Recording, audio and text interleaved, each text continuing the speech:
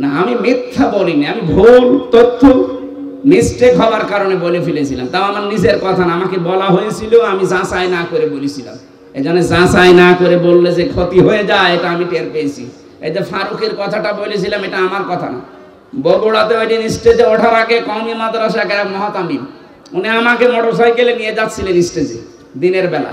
ওই সময় আমাকে ওঠার আগে বললেন যে কিছুক্ষণ আগে ফারুকি কট খেয়েছে আর আসিফ মাহমুদ স্যার ওই জায়গায় ইন হয়েছে। ওনার কথাটা আমি আসলে যাচাই করার সময় পাইনি, ওখানে আর 1.5-2 মিনিট পরে আমি স্টেজে, এই জন্য বলে ফেলেছিলাম, এটা ঠিক হয়নি। এরকম আরো যে তথ্যগুলো বিভ্রাটের কারণে যে যাচাই বাছাই না করে যেগুলো বলেছি ওগুলো আমি জাতির কাছে স্বীকার করছি, ক্ষমা চাচ্ছি। বাকি যেগুলো কোরআন হাদিস থেকে তথ্য দিয়েছি, একটা তথ্য আমার জানা মতে অন্তত ভুল হয়নি। জেনারেল কিছু কথা হয়তো গড়মিল হতে পারে, মিথ্যা না, মিস্টেক হতে পারে। মিথ্যা আমি বলিনি কোনো তথ্য। কোরআনে কারিম তো প্রশ্নই আসে না, হাদিসেরও প্রশ্ন আসে না। জেনারেল যে কথা, বাংলা কথা কিছু বলা হয়, এর ভেতরে হয়তো যাদের কাছে শুনেছি এই মানুষগুলো ওই রকম গ্রহণযোগ্যতা সম্পন্ন মানুষ না। এই জন্য আমি জাতির কাছে এটা রেকর্ড হচ্ছে। ভুল করলে স্বীকার করা এটা দোষের কিছু না। এই কথা বলেন না কেন? এটা আমি কোরআনের পাখির কাছে শেষ শব্দ শুনেছিলাম যে ভুল কিছু করলে স্বীকার করবা, এর দ্বারা সম্মান আরো বাড়বে। কিন্তু আমাদের চরিত্র বাংলাদেশের মানুষের, ভুল করলে স্বীকার করা তো দূরের কথা, আরো বৃদ্ধি বাড়ে। এই কথা বলেন না কেন? এখনো পর্যন্ত যারা এই 5 আগস্টের সাথে জড়িত, এত বড় গণহত্যার সাথে, এখনো অনেকে স্বীকার করতে রাজি না। স্বীকার করেন, আপনি অনুশোচনা করেন, অনুতপ্ত হয়ে বলেন যে না, ভুল হয়ে গেছে, শাস্তি যা আছে দেন। তাহলে শাস্তি যা আছে, 165টা মামলা হয়েছে। আমার 2 মামলায় যদি 3 বছর হয়, 165টা মামলা তোমার তো মিথ্যা ছিল, আর আপনার জেনুইন মামলা। কথা বলেন না কেন? ডক্টর ইউনূস কয়েকদিন আগে ঘোষণা দেয়নি যে শুধু 5 আগস্টের বিচার না, 2006 থেকে 28 অক্টোবর থেকে শুরু করে 24-এর 5 আগস্ট পর্যন্ত যা হয়েছে সব বিচার আমরা করব। আর আমরা মামলা আমরা দেখতে পাচ্ছি এইভাবে মামলা হয়েছে। সুতরাং 165টা মামলার যদি 1.5 বছর করেও শাস্তি হয়, কতদিন হতে পারে আপনি বলেন? আমার মনে হয় আপনি কবরে চলে যাবেন, এরপরে আবার জীবিত হবেন, এরপর আবার কবরে যাবেন। আমি মকিম গাছিকে পেয়েছিলাম জেলখানায়, বললাম ভাই কয় বছর আপনার জেল? বলছে 160 বছর। 160 বছর ওর জেল, ওর হায়াত আছে অতদিন, ও কবরে চলে যাবে না? আবার জীবিত হবে, আবার জেলে যাবে, তারপরও শোধ হবে কিনা আল্লাহ জানে। তা আপনি যা করেছেন যদি সত্যিই অনুশোচনা আসে আপনার ভেতরে, আমি যেমন ভুল করেছিলাম আমি স্বীকার করলাম, আপনি ভুল করেছেন, বলেন যে হ্যাঁ এই যে 3000, 2000 কে 3732 জন মানুষ হত্যার সাথে আমি জড়িত, আমার নির্দেশেই 6 সাল থেকে আরম্ভ হয়েছে, বলেন না কেন? অসুবিধা কি? কারণ আপনি তো বলেছিলেন লগে বইটা নিয়ে আসুন। এরা তো আর এমনি যেতে চায়নি, আপনি বলেছিলেন, এরা নিয়ে গেছে, আপনি হুকুমের আসামি। এই কথা বলছেন না কেন? এটাকে আমি মিথ্যা বলছি, এটা সত্য। এটা একেবারে পানির মতো স্বচ্ছ দেখা যাচ্ছে। এক হিন্দু ড্রাইভারকে পেয়েছিলাম ওই 7 সালে, 6 সালের ঘটনার পরে। এখান থেকে যাচ্ছিলাম আমি সিরাজগঞ্জ গোল চত্বর থেকে, মাহফিল ছিল আমার এই যে রায়গঞ্জ না রায়পুর আছে, এখানে ছিল। ওনারা মোটরসাইকেলে দিয়ে গেল এই মোড়ে, তখন বাসে আসতাম, তখন কেবল দাখিল পরীক্ষা দিয়ে আলেমে পড়ি, এই সময় ওই ছোটখাটো মিলাদ পড়তাম। আমারে নিয়ে বাসে তুলে দিল। বাসের গাড়ির ড্রাইভার এই যে নাটোর রোডে, এই বনপাড়ার এই রোডে যাওয়ার সময় রাস্তার মাঝে একটা কুকুর মরিয়ে পড়ে আছে, কুকুরের ওপর দিয়ে না দিয়ে বাম দিয়ে দিল, গাড়ি ঝাঁকি দিয়েছে। ড্রাইভারকে বললাম আপনি এমন করলেন, এক্ষুনি তো উল্টিয়ে যেত। আমার বসে দেখছেন একটা কুকুর মরিয়ে পড়ে আছে, আমি আবার ডবল করে চাকা দেবো, আমার বিবেক নেই। আমি বললাম আরে ভাই তো মরা কুকুর, একে মেরে ফেললে কি আর না মারলে কি? ড্রাইভার আমার দিকে ঘুরে বলছে হুজুর আপনি কি আসলে হুজুর নাকি বেশ ধরেছে? আপনি কেমন হুজুর? দেখছেন যে একটা মরা কুকুর পড়ে আছে, আমি ডবল করে গাড়ির চাকা চালাবো, আমার বিবেক নেই? হ্যাঁ। আপনার নাম কি? সুব্রত। আপনার নাম শুনে বুঝলাম ওর ইমান নেই, কিন্তু বিবেক আছে। এক কথা বলছে না কেন? ওর গায়ে থাবা দিয়ে বলেছিলাম যে ভাই আপনার ইমান নেই কিন্তু আপনার বিবেক আছে, যে মরা জিনিস আপনি আর ডবল করে মারলেন না। অথচ গত বছরে, এটা 7 সাল, গত বছরে 6 সালের অক্টোবরের 28 তারিখে আমার জসিম ভাইকে ওরা মেরে ফেলার পরে লাশের উপরে ড্যান্স দিয়েছে। এদেরকে মানুষ বলা যায়? এখনো পর্যন্ত যারা বলছেন না কি হয়েছে কি হয়েছে, আপনার উপরে তো হয়নি। ওই জসিম যদি আপনার বাবা হইতো আপনি টের পেতেন। কথা বলেন না কেন? যার কাছে যে অপরাধ আমরা করি তার কাছে যে স্বীকার করব, অনুশোচনা করব, অনুতপ্ত হব, এটা আমাদের আদি পিতা করেছিলেন, এই জন্য সে মাপ পেয়েছেন।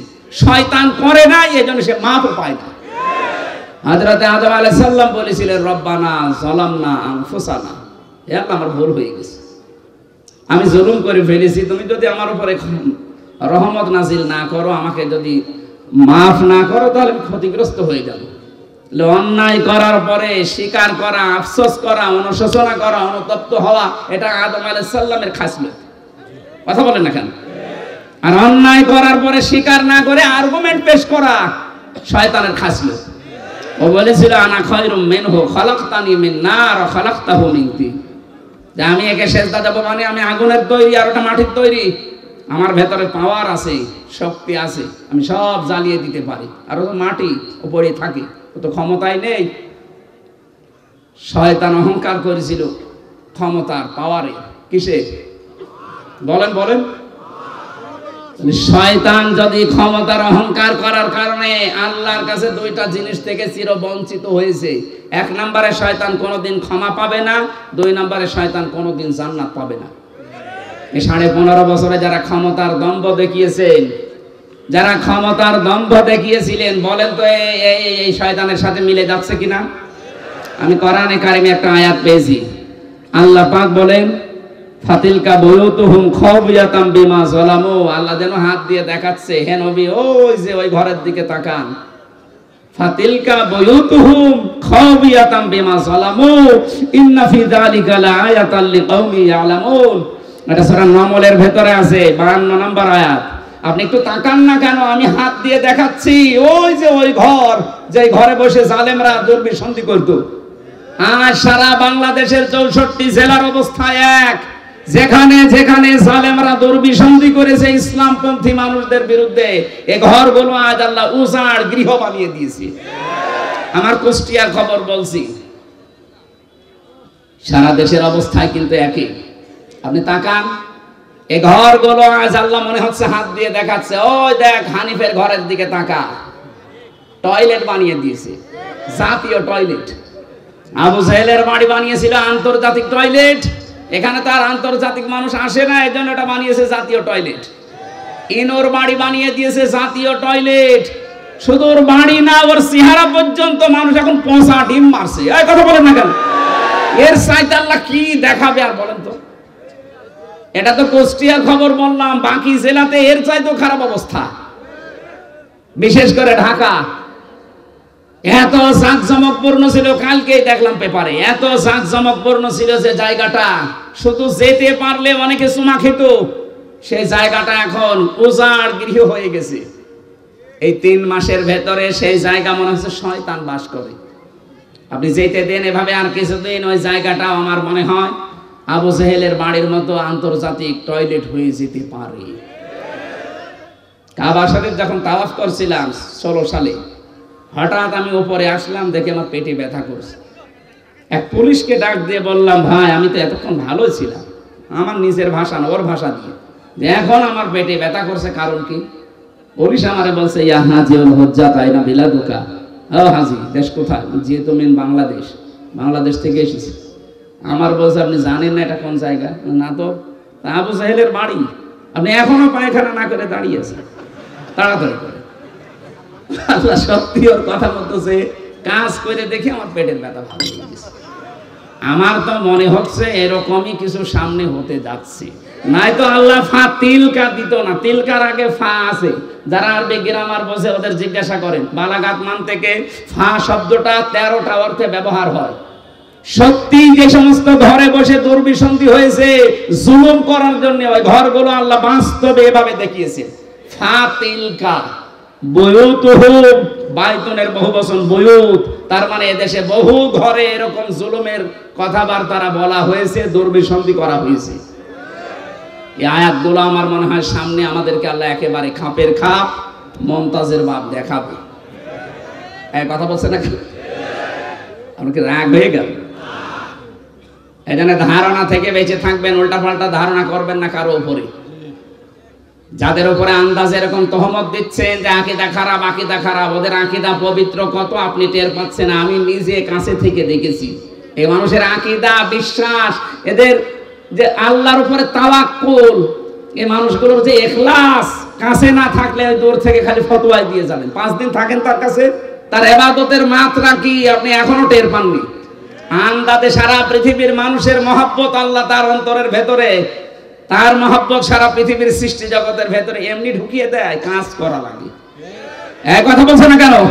তার মতো চেহারার মানুষ নেই দেশে, তো তাদের উপরে তো মানুষের ভালোবাসা মহব্বত তৈরি হয় না। তৈরি হয় কেন? ইন্নাল্লাযীনা আমানু ওয়া আমিলুস সালিহাতি সায়াজআলু লাহুমুর রহমানু ওয়ুদ্দা। যারা ঈমান আনে, ঈমানের দামি অনুযায়ী যারা ভালো ভালো কাজের আঞ্জাম দেয়। এখানে সালেহ শব্দটা আছে। সালেহ মানে কি বলেন তো? আমরা অনেকেই মনে করি সালেহ মানে নেককার, ভালো না। শুধু এতটুকু না, আধুনিক ব্যাখ্যা হচ্ছে সালেহ মানে যোগ্য। সালেহ মানে কি? এই বাংলাদেশের সত্যিকার অর্থে যারা ঈমান এনেছে, ঈমানের দাবি অনুযায়ী তারা এমন সালেহ, এমন যোগ্যতা সম্পন্ন মানুষ তৈরি করতে চাচ্ছে, ফুলের রশি আসবে।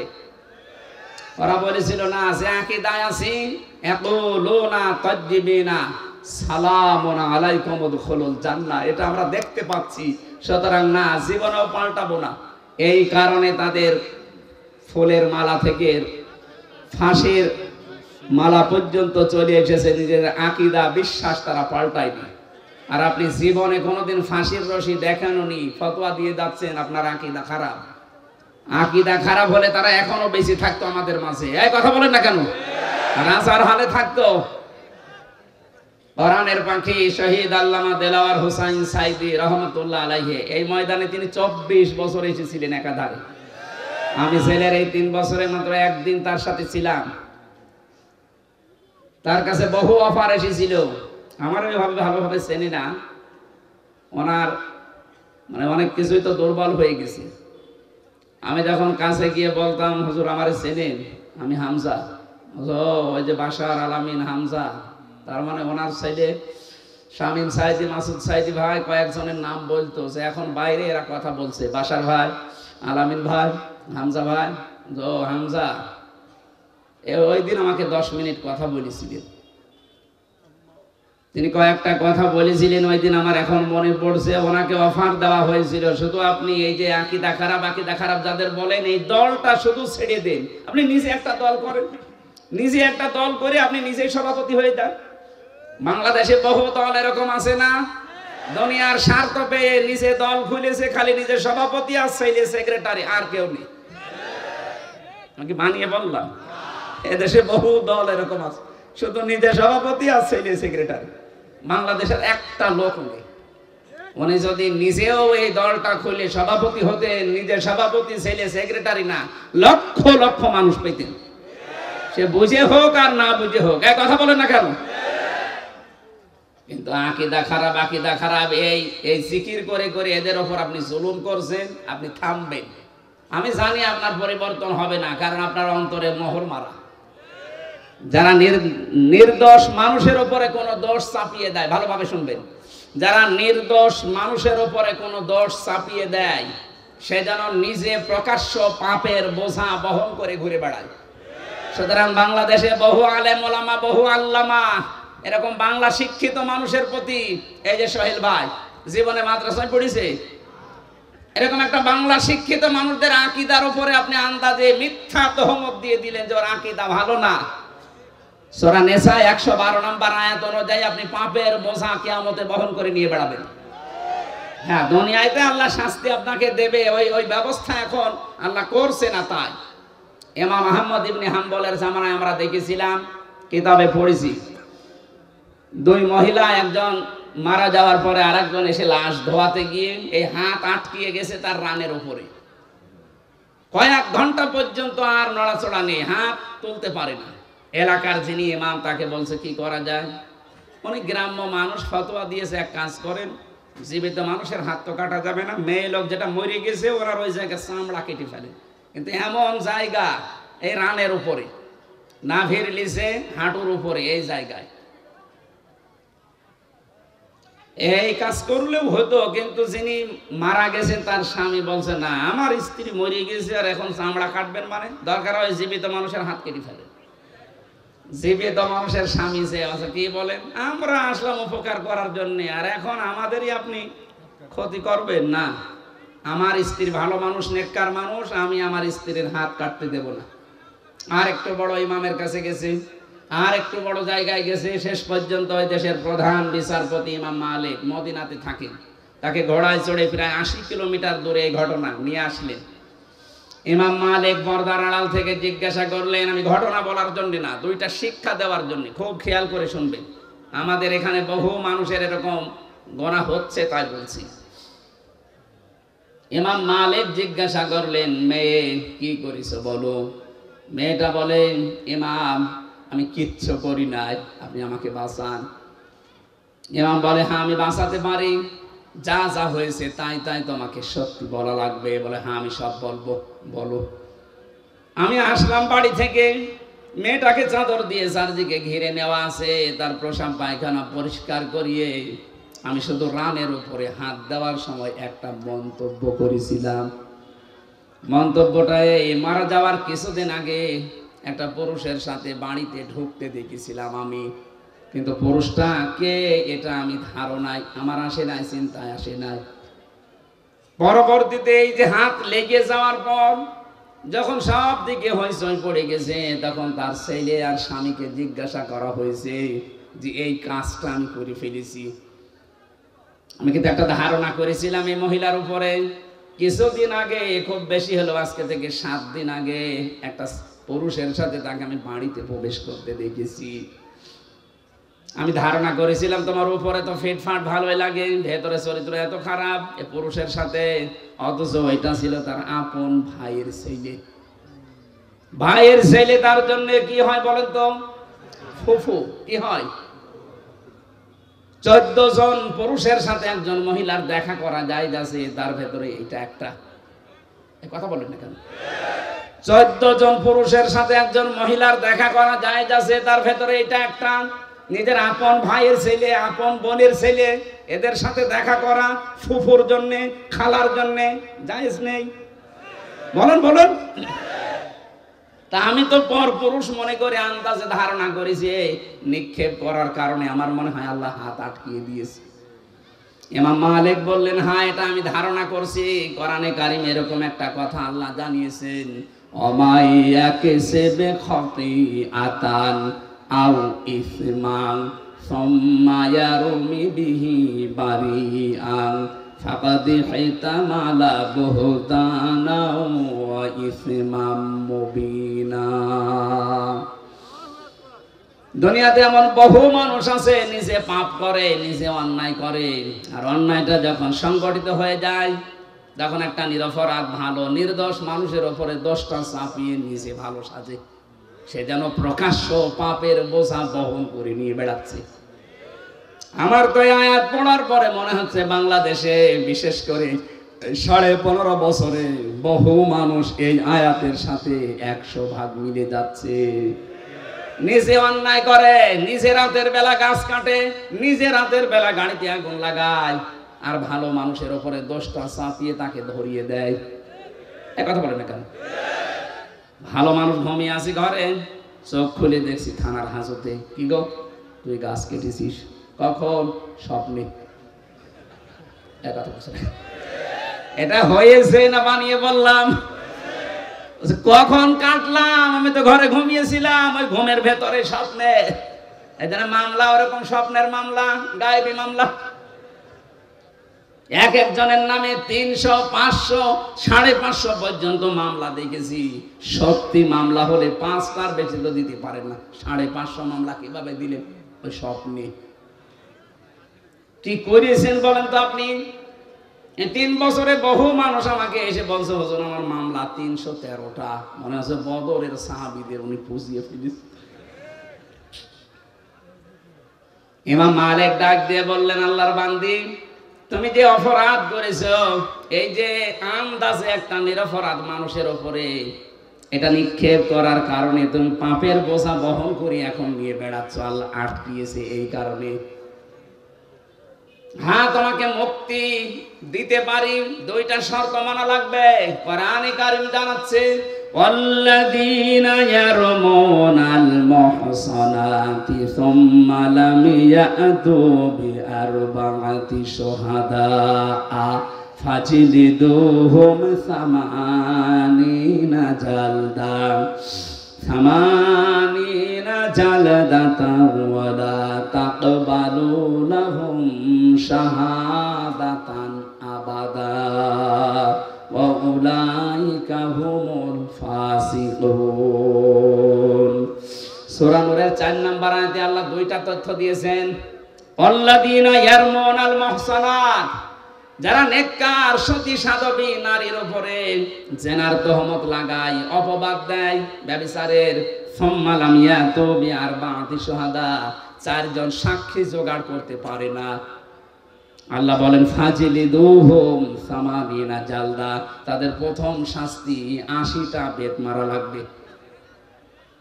2 নম্বরে ওয়ালা তাকবালু লাহুম শাহাদাতান আবাদা, কখনো তাদের সাক্ষী আর এই দুনিয়ায় গ্রহণ করা হবে না। তুমি যেহেতু অপরাধ করে ফেলেছো বিনা কারণে, একটা নিরপরাধ নেককার মহিলার উপরে জেনার এই তহমত লাগিয়েছো ধারণার মাধ্যমে, সুতরাং তোমাকে 1 নম্বরে 4 জন সাক্ষী জোগাড় করা লাগবে। কোথায় পাবে? সাক্ষী আছে? নেই। এটা যখন নেই তোমার 2 নম্বর, 1 নম্বর সাক্ষী যখন নেই, তাহলে এই শাস্তি পাওয়া লাগবে। আর দুনিয়ায় যতদিন বেঁচে আছো কোনোদিন তোমার সাক্ষী গ্রহণ করা হবে না। বাংলাদেশে আয়াতটা যদি সংসদে কায়েম থাকতো, আল্লাহর কসম এদেশের বহু মিথ্যা মামলা এমনি মিটে যেত, কারণ সাক্ষী জোগাড় করতে পারতেন না। 2 নম্বরে যারা সাক্ষী ঠিক পর্যন্ত দিতে পারবে না, এই মানুষগুলোর কোনোদিন তাদের পক্ষে আর সাক্ষী দেওয়া বৈধ নেই, জায়েজ নেই, তাদের সাক্ষী আর গ্রহণ করা হতো না। আমার মামলার যারা আয়ু ছিল বলেন তো, এই কয়েকদিন আগে আমার মামলা সব খারিজ হয়ে গেছে, আদালত কর্তৃক প্রমাণিত যে আমি নির্দোষ, আমার কোনো দোষ নেই। তাহলে বিনা কারণে মামলার আয়ু থেকে যারা পালিয়েছে 2 বোন মিলে, ওনাদের পর্যন্ত এই মামলা শুনলাম একেবারে পর্যন্ত টপ টু বটম। যারা জড়িত এই মিথ্যা মামলা দিয়ে আমাকে 3টা বছর নষ্ট করে দিলেন জীবন থেকে। কথা বলেন না কেন? শুধু আমাকেই তো শেষ করেননি, আমার পরিবারটা, আমার 2টা মেয়ে, স্ত্রী, মা, বাবা, আরো আমার হিতাকাঙ্ক্ষী যারা এই মানুষগুলোকে কষ্ট দিয়েছেন। এসে কোরআনের জন্য আমাকে যারা ভালোবাসতো সবাই কষ্ট পেয়েছে 3 বছর। তাহলে এই কাজটা যারা করলেন, আপনি তো সাক্ষী একটা জোগাড় করতে পারেননি। যাদের নাম দিয়েছিলেন সাক্ষীতে, আগস্টের 5 তারিখের পরে তারা বলছে ওগুলো সাক্ষী না, আমরা দেব না, আমরা মানি না। টাকা পেয়েছিলেন, টাকা খেয়ে শোধ। সাক্ষী তারা তো দিল না, মামলা খারিজ হয়ে গেল। এমনকি ওই দিন আমি দেখেছি, আমি আদালতে নিচে দাঁড়িয়েছিলাম, জজ সাহেব এগুলো দেখার পরে বলছে কি দেখে বিচার করবো, তো কোনো মাল নেই, যান সব খারিজ করে দিলাম। মনে মনে বলছিলাম যে স্যার, এই 3 বছর তো মামলা আপনার কাছে ছিল, তখন তো বলেননি মাল নেই, হঠাৎ করে এখন বলছেন যে মাল নেই। উনি এই কথাই আমাকে বলতো, হুজুর কিছু করার নেই, হাত বাঁধা ছিল। কথা বলছেন এখন? এতদিন পর্যন্ত হাত বাঁধা ছিল, এই জন্য কিছুই বলতে পারি না। এখন হাত খোলা আছে, যা আসবে এরকম কিছু পাইলে আমি খারিজ করে দেব। ওই দিন আমাদের একবারে 9 জনকে মামলা থেকে অব্যাহত দিয়ে দিয়েছে। আমরা চাই এদেশে শুধু একটা হাত খোলা ছিল, আর বাকি সব হাত বাঁধা ছিল। এখন যেহেতু সব হাত খোলা আছে, এই জন্য কিছুটা ন্যায় বিচার পাওয়া যাচ্ছে। আগামীতে যারা আসবে, এদেশে সবার হাত যেন আবু সাঈদের মতো এভাবে খোলা থাকে, হাত খোলা থাকলে ন্যায় বিচার পাওয়া যাবে। এই যে যারা আমার মামলার আয়ু থেকে শুরু করে যারা জড়িত, এই মানুষগুলোর সাক্ষী আর কোনোদিন গ্রহণ করা হবে না। আর নিরপরাধ মানুষের প্রতি জঙ্গি মামলা দিয়েছিলেন, যেটা আমি জানি না। আপনি যদি আমাকে বলতেন যে শিবির করে, জামাত করে, তাও তো একটা মেনে নেওয়া যেত, তাও তো আমি সময় অ্যাক্টিভ ছিলাম না। আর আপনি আন্দাজে এমন মামলা দিলেন জীবনের না আমি শুনিনি। যে যে অপরাধ করে না ওই অপরাধে তাকে যদি কেউ অপরাধী মানায়, ওই অপরাধ যতদিন সে না করবে ততদিন তার মরণ হবে না। এই জন্য জঙ্গি নাটক যারা সাজিয়েছিলেন আজ প্রায় সবগুলো তারা এই জঙ্গি মামলার আসামি। বিশেষ করে কাউন্টার টেরোরিজমের ওই সময় যিনি প্রধান ছিলেন, ওর নাম মনিরুল। এই জঙ্গি শব্দটাকে পুঁজি করে দেশে বহু মানুষকে মাটির নিচে নিয়েছে, বহু মানুষকে জীবিত অবস্থায় জান কবজ করে ফেলেছে। এটা যারা সাজিয়েছিলেন আজ দেখেন তারা এই মামলার আসামি। কোরআনের কথা যে কত বাস্তব, যে অপরাধ যে করে নাই তার উপরে যদি বিনা কারণে ওই দোষ কেউ চাপিয়ে দেয়, ওই দোষে আল্লাহ তাকে আগে দোষী করায়। এগুলো যারা জড়িত তাদেরকে আল্লাহ এই অপরাধী এখন বানাচ্ছে। আপনারা শিক্ষা নেবেন, আন্দাজে বিনা কারণে নিরপরাধ মানুষকে যেন উল্টা পাল্টা দোষ দেবেন না। কথা বলেন না কেন? এরপরও যদি কারো শিক্ষা না হয়, আমার মনে হয় ওর কপালে হেদায়াত আর নেই। তুমি যেহেতু সাক্ষী জোগাড় করতে পারো নাই, তোমার শাস্তি এখন হবে কি? 2 নম্বরে সামানিনা জালদা, 80টা বেত মারা হবে। জাল্লাদকে নিয়ে আসো। 80টা বেত চলছে, 79টা হয়ে গেছে, হাত খোলে না। জাল্লাদ বলে, ইমাম কি করবো, আর একটা বাকি আছে। ইমাম সাহেব বললেন, দাঁড়ান, আমি কোরআনের আয়াতে 100% বিশ্বাস করি। আল্লাহ পাক কোরআনে কারিমে জানিয়েছে, ওয়া তাম্মাত কালিমাতু রাব্বিকা সিদকাও ওয়া আদলা লা মুবাদদিলা লিকালিমাতি। আমি আল্লাহ কোরআনে যত কথা দিয়েছি সব সত্য। সব কি? আরো জোরে বলেন। 2 নম্বরে ইনসাফপূর্ণ। 3 নম্বরে কোনদিন আমার কোরআনের কথা কিয়ামত পর্যন্ত কোনো পরিবর্তন হবে না, রদ বদল হবে না। 80টা তো দিয়েছি সামানিনা জালদা, জীবনও তো হবে না। 79টা হয়েছে, আর একটা বাকি আছে। ঠিক আছে, মারো। আর একটা যখন মারা হয়েছে সঙ্গে সঙ্গে হাত খুলে গেছে। আমি কি বোঝাতে চাইলাম বলেন তো? আন্দাজে একজনের উপরে বিনা কারণে দোষ চাপিয়ে দেবেন, আর মনে করছেন আমার তো কিছুই হচ্ছে না। আপনি প্রকাশ্য পাপের বোঝা কিয়ামতে বহন করে নিয়ে বেড়াবেন। টের পাচ্ছেন কি বললাম? এরপরেও যদি আপনার বিবেকের এই দরজা না খোলে, কি দিয়ে আঘাত করলে খুলবে বলেন? আমরা সাবধান হব এখান থেকে। যেহেতু নসিহতমূলক কথা বলছি, এটা তো রাজনৈতিক মঞ্চ না। যারা ভুল করেছিলেন তাদের আমি পথ বললাম যে এইভাবে তাওবা করে ফিরে আসেন। আল্লাহ এরপরও যদি কাউকে পথ না দেখায়, এ দোষ কার? আল্লাহর দোষ। বারানি কারীম জানিয়েছে, ইয়া আইয়ুহাল্লাযীনা আমানু ইজতানিবু কাসীরাম মিনাজ যন্নি ইন্না বা'দাজ যন্নি ইসমুন ওয়া লা তাজাসসাসু ওয়া লা ইয়াগতাব বা'দুকুম বা'দা আইয়ুহিব্বু আহাদুকুম আইয়াকুলা লাহমা আখিহি মাইতান ফাকারিহতুমু ইলা আখিরি আয়া।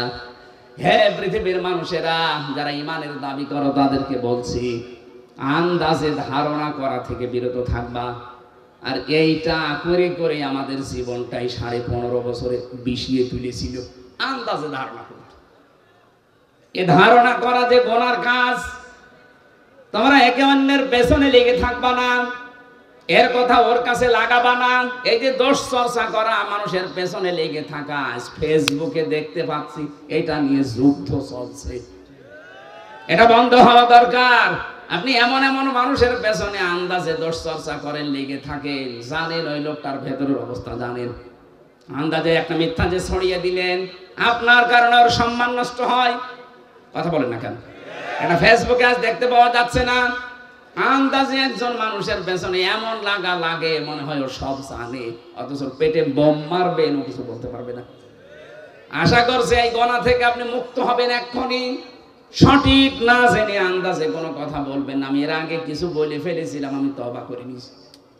না, ওটা মাজলুম দলের উপরে আকীদা এই শব্দটা নিয়ে জুলুম করা হচ্ছে, বিশেষ করে বাংলাদেশ এই দেশে। আমি অন্যান্য দেশে যেয়ে পাইনি, ভারতে গেছি বহু জায়গায়, না এই শব্দ তারা তোলে না। পাকিস্তানে গেছি, পাইনি।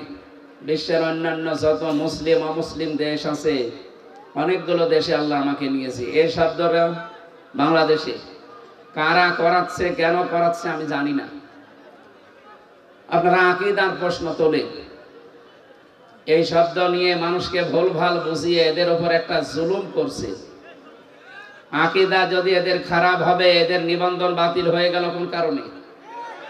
এদের আকীদা তো ওইটা, কোরআনে কারিমে আল্লাহ আন্নাল কুওয়াতা লিল্লাহি জামিআ দিয়েছেন, সব ক্ষমতার উৎসকে বাংলাদেশ জামাত ইসলামী। এটা রাজনৈতিক মঞ্চ না, কিন্তু একটা বিষয় পরিষ্কার করার জন্য বলছি। এই দলীয় গঠনতন্ত্রে এদের এই কথাটা লেখা ছিল যে ক্ষমতার উৎস জনগণ নয়, ক্ষমতার উৎসকে।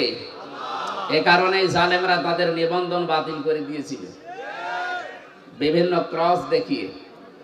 এটা যেহেতু জামাত ইসলামীর কথা না, এই কথাটা কার বলেন তো?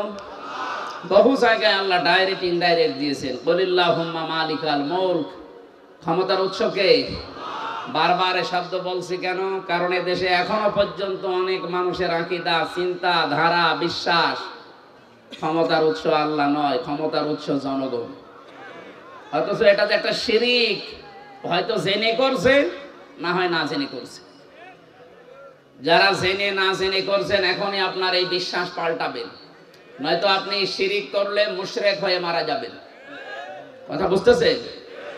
আল্লাহ যেটা পারে ওইটা অন্য কেউ পারে, এই বিশ্বাস করার নাম শিরিক। আর শিরিক যারা করে তারা মুশরিক। আপনি আমার সামনে নামাজ পড়ে, রোজা রেখে, হজ করে এসে দান সাদকা করে মসজিদের সভাপতি হয়ে জেনে হোক না জেনে হোক এই শিরিক করার মাধ্যমে জাহান্নামী হয়ে যাবেন না, এটা আমরা হতে দেব না। যাদের আকীদা এইটা ছিল না, যে ক্ষমতার উৎস জনগণ, এটা যারা বিশ্বাস করতো না, যারা বিশ্বাস করতো ক্ষমতার উৎস আল্লাহ, তাদেরকে যারা নিষিদ্ধ করেছিল মাত্র 5 দিনের ব্যবধানে আল্লাহ নিজে তাদেরকে নিষিদ্ধ করে দিয়েছে। তাদের একটা অঙ্গকে নিষিদ্ধ করা হয়েছে। তাদের এই অঙ্গ নিষিদ্ধ হওয়ার পেছনে 100 কারণ আছে। তাদেরকে বৈধতা দেওয়ার জন্য আজ যারা লাফাচ্ছেন, বিভিন্ন দরদ মাখা কথা বলছেন, আপনি একটা কারণ দেখাতে পারবেন যে তাদেরকে বৈধতা দেওয়া যায় না? আমার এই মোবাইলে আছে 100টা কারণ আমি দেখাতে পারবো। নিম্ন কারণ হচ্ছে তারা 100 মেয়েকে ধর্ষণ করার পরে মিষ্টি বিলিয়েছে। যাদেরকে নিষিদ্ধ করা হয়েছে এইটা তাদের জীবনে আছে না? এই কথা বলেন না কেন? যে 100টা মেয়েকে জাহাঙ্গীরনগর বিশ্ববিদ্যালয়ে ধর্ষণ করা হয়, ওগুলো হয় আমার মেয়ে না আমার বোন? এই কথা বলেন না কেন? এটা সর্বনিম্নটা গেল। বড়টা কোনটা? বড়টা তারা মুসলমান মনে করে, শিবির মনে করে বিশ্বজিৎকে মেরে ফেলেছে। আমার সাথে এই 3 বছর এক ঘরে ছিল সেই ছেলেটা, শাওন। আমি বললাম, ভাই আপনি এই কাজ করলেন কি করে? ও কিছু বলে নাই? হ্যাঁ বলেছিল। ওরে আমরা যখন কোপ দিচ্ছিলাম আমাকে বলেছে যে কিসের শিবির? আমি তো হাফ হাতাই না, আমি ফুল হাতা। তারপরে ওরে আমরা ছাড়ি নাই। ফুল হাতা বোঝেন? আমি আগে বুঝতাম না, ওই দিন ওর কথা শুনে বুঝলাম যে ফুল হাতা কি। আমাদের যিনি জেলার ছিল দেবদুলাল, যখনই আসতো মানুষ সব দাঁড়িয়ে বলতো ফুল হাতা আসতেছে। আমরা যেহেতু ওখানে 100 জনের প্রায় 96 ভাগই, 100 জনের মনে হয় 96 জন আমরা মুসলমান ছিলাম, বাকি 4 জন 5 জন হয়তো অন্যান্য ধর্মের ছিল। অন্য ধর্মে যারা আছে তারা তো আর হাফ হাতা না ফুল হাতা? হাফ হাতা না, তারা ফুল হাতা। বলেন তো, যারা ফুল হাতা কেউ ছেড়ে দেয় না, শিবির মনে করে মেরে ফেলে, সেই জায়গায় তাদের অপরাধ আর কোথায় পৌঁছাবে? মানুষ হত্যা করলে 5টা অপরাধ আল্লাহ নিজে বলেন, আমা ইয়াকতুল মুমিনা মুতাআম্মিদান ফাজাযাউহু জাহান্নাম। প্রথম পুরস্কারই আল্লাহ তাকে দেবে জাহান্নামে। সুতরাং জুলাই আগস্টের গণহত্যার সাথে যারা জড়িত, তারা তো 1টা 2টা না, 3732 জন মানুষ মেরে ফেলেছে। কোনো কারণ দেখাতে পারবেন না যাদের এই কারণে মারলাম, না, বিনা কারণে। আদালত কর্তৃক কোনো, বিচারালয় কর্তৃক কোনো ফাঁসির রায় হয়েছিল এই 3732 জনের পক্ষে? না। কেন আপনি মেরে ফেললেন? যারা এর সাথে জড়িত টপ টু বটম সেই হোক, হয় কেউ ডাইরেক্ট কেউ ইনডাইরেক্ট, প্রত্যেকের পুরস্কার আল্লাহ দেবেন জাহান্নামে। আমরা অনেকে এই মনে করে আসি যে যাবো না, 5 বছর থাকবো, জাহান্নামে যাওয়ার পর আবার বের করে দেবে আল্লাহ। পরের শব্দ দিয়েছেন খালিদান ফিহা, 2 দিন পরে বের হবে না, স্থায়ী ভাবে থাকা লাগবে। এই খালিদান ফিহা স্থায়ী ভাবে থাকা লাগবে কতদিন এটা আর বলা নেই। বলেন তো, এটা আর বলা নেই। ফাঁসির যাদের রায় হয়, যে মানুষগুলো যাবজ্জীবন পায়, এ সর্বনিম্ন 30 বছর জেল খাটা লাগে, কাজকর্ম করে দিলে 22 বছর, এর নিচে নেই। 22 বছর আপনাকে খাটাই লাগবে। তাও তো একটা নির্দিষ্ট মেয়াদ আছে যে 22 বছর বা 30 বছর পরে আপনি বের হবেন। খালিদান ফিহার ভেতরে কিছুই নেই যে কবে আপনি বের হবেন। আরো কড়া কথা আছে এই খালিদান ফিহার পক্ষে, ইউরিদুনা আইয়াখরুজু মিনান নার ওমা হুম বিখারিজিনা মিনহা ওয়া লাহুম আযাবুম মুকিম। এই মানুষগুলো চেষ্টা চালাবে বের হওয়ার জাহান্নামের আগুন থেকে, আল্লাহ আবার ফিরিয়ে দেবেন। শুধু ফিরিয়ে দেবেন এতটুকু আল্লাহ বলেননি, ওয়া লাহুম আযাবুম মুকিম, স্থায়ী আযাব দেবেন তাদের উপর। বের হওয়ার চেষ্টা করলে আযাব বেড়ে যাবে। আফামান হাক্কা আলাইহি কালিমাতুল আযাব আফা আনতা তুনকিযু মান ফিন নার। আমি আল্লাহ যাকে নির্ধারিত শাস্তি লিখে দিয়ে জাহান্নামে পাঠিয়ে দিয়েছি, হে নবী আপনি কি পারবেন ওকে জাহান্নামের আগুন থেকে বের করে নিয়ে আসতে? তার মানে এরকম অপরাধে যারা অপরাধী, বিশেষ করে 3টা, তার ভেতরে মানুষ হত্যা একটা, আরো 2টা আমি বাকি পরে বলবো। যারা মানুষ হত্যার সাথে জড়িত, সে যেই হোক, বিশ্বাস করেন কোরআনে কারীম জানাচ্ছে তাদেরকে স্থায়ীভাবে জাহান্নামে থাকা লাগবে। কোন বাবা, কোন পীর সাহেব আপনাকে বাঁচাতে পারবে না। আল্লাহ এতটুকু যদি শেষ করে দিতেন, তাও তো আমরা আয়াতটা অন্তত এ পর্যন্ত বলে শেষ করতাম। এর পরের শব্দগুলো আরো কঠিন। আল্লাহ পাক বলেন ওয়ালা আনাহু, আমি নিজে তাকে লানত দেব। আগাদিবাল্লাহু আলাইহি, আমি নিজে আল্লাহ তার উপরে রেগে থাকব। ওয়া'আদ্দা লাহু আযাবাম মুহিনা, আযাবান আযীমা, যন্ত্রণাদায়ক শাস্তি আমি আল্লাহ তার জন্য রেডি করে রাখলাম। জোরে বলেন নাউজুবিল্লাহ। আমার আফসোস হয় তাদের জন্য যারা ইচ্ছাই হোক অনিচ্ছাই হোক এই মানুষ হত্যার সাথে যারা জড়িত ছিলেন। পৃথিবীর বিষয়টা বলছি এই কারণে, এখন এদের যদি বিচার করা না হয়, আগামীতে যারা চেয়ারে বসবে এরা আরো বেপরোয়া হবে। এই জন্য 165টার উপরে মামলা হয়েছে, যারা পালিয়ে গেছে 2 বোন একসাথে, তাদের নামে আমরা চাই যে ট্রাইব্যুনাল গঠন হয়েছে খুব তাড়াতাড়ি ডক্টর মোহাম্মদ ইউনূসের মাধ্যমে খুব তাড়াতাড়ি বিচারটা শেষ করেন। আগামী যারা দেশে আসবে ক্ষমতার চেয়ারে, তারা চিন্তা ভাবনা করে চেয়ার চালাবে। আর এটা যদি না হয়, এই হত্যা আপনি কিয়ামতের আগে আর বন্ধ করতে পারবেন না। কারণ মানুষ মনে করবে যে এরকম হয়। এই জন্য আমরা চাই দেশকে শান্তি, স্বস্তি, নিরাপত্তা দেওয়ার জন্য এদের বিচার খুব তাড়াতাড়ি করা হোক। কথা বলেন না কেন? যারা মানুষ হত্যার সাথে জড়িত ছিল না, তাদেরই হত্যার বিচার করে আপনি বিদায় করে দিলেন। আর যারা সরাসরি বিচার করার জন্য একেবারে উপযুক্ত, আপনি নিজের জ্ঞান থেকে একেবারে বিবেক দিয়ে বলেন, যাদের বিচার করা হয়েছিল মানুষ হত্যার দায়ে, ধর্ষণের দায়ে, সাক্ষী ছিল না, সোনা সাক্ষী ছিল। জন্ম নিয়েছে 75-এ, সাক্ষী দিয়েছে 71-এ, এরকম ছিল না? কিন্তু এখন যাদের বিচারের জন্য আন্তর্জাতিক অপরাধ ট্রাইব্যুনাল সাজানো হয়েছে, একটারও সোনা সাক্ষী লাগবে না, সব দেখা সাক্ষী। হাজারো প্রমাণ হাতে নিয়ে ঘুরতেছে বাংলাদেশের বহু মানুষ। শুধু ডাকবেন, পিপিলিকার মতো চলে যাবে। এজন্য আমরা চাই আগামী বাংলাদেশ নিরাপদ। যদি আমরা উপহার দিতে চাই, যে নিরাপত্তা দিতে চাই, এই হত্যার সাথে যারা জড়িত খুব তাড়াতাড়ি তাদের বিচার করে এইটা ক্লোজ করেন। এই কথা বলেন না কেন? আগামী কিয়ামত পর্যন্ত এই দেশে আর বিনা কারণে কাউকে কেউ হত্যা করার জন্য সাহস পাবে না। আমার প্রথম শব্দ ছিল, এ কোরআনে কারিমের মাহফিলে যারা আমরা এসেছি, আজকে কষ্ট স্বীকার করে যারা বসে আছি, অবশ্যই কিছু নিয়ে আজকে যাব। তেলাওয়াতকৃত আয়াতে অনেক তথ্য আছে, আমরা চিন্তা ভাবনা করে তাফসীর আকারে কথা বলবো ইনশাআল্লাহ। সুতরাং যে মানুষগুলো এগুলোর সাথে জড়িত ছিলেন, আপনারা যদি তাওবা করতে চান, হত্যার যে শাস্তি আছে এই শাস্তি আপনাকে পাওয়া লাগবে। কি অনেকে এখন দেখছে বিভিন্ন দেশে বিভিন্ন জায়গায় যে তাওবা করছে, বলছে আস্তাগফিরুল্লাহ, ভুল হয়ে গেছে, আমাদের আবার ফিরিয়ে নিয়ে আসেন, আমরা এবার একেবারে ভালো হয়ে যাব। আমার মনে হচ্ছে কিয়ামত কায়েম হয়ে গেছে, কিয়ামতের ময়দানে কিছু মানুষ এই কথা বলবে, লাআল্লি আমালু সালিহান ফিমা তারাকতু কাল্লা। আল্লাহ পাক বলেন ওই সময় আমাকে বলবে, মাবুদ আমাদেরকে আরেকটু সময় দাও, এবার যদি দুনিয়ায় যেতে পারি একেবারে ভালো মানুষ হয়ে যাব। আল্লাহ বলেন কাল্লা, কখনো না। ইন্নাহা কাইলুন, এটা তো তোর কথার কথা, এরকম বহু কথা এই 15.5 বছরে বলেছিলি। এখন যারা বলছেন আমাদেরকে ফিরিয়ে নিয়ে আসেন, আমরা ভালো হয়ে যাব, এই কথা যে আপনারা বলবেন এটা 1500 বছর আগে কোরআন জানিয়েছে। সুতরাং আপনার মুখের কথার কোনো বিশ্বাস নেই। আমরা চাই যে যে অপরাধের সাথে জড়িত তার শাস্তি হয়ে সে পবিত্র হোক। সুতরাং আস্তাগফিরুল্লাহ হবে না, অপরাধ যার কাছে ক্ষমা চাবেন তার কাছে।